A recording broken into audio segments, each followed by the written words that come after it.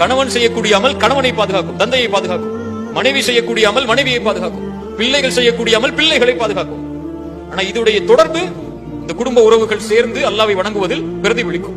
இந்த பிரதிபலிப்பு மனைவியை சாலிஹான பெண்ணாக மாற்றும், கணவனை சாலிஹான கணவனாக மாற்றும், பிள்ளைகளை சாலிஹான பிள்ளையாக மாற்றும்.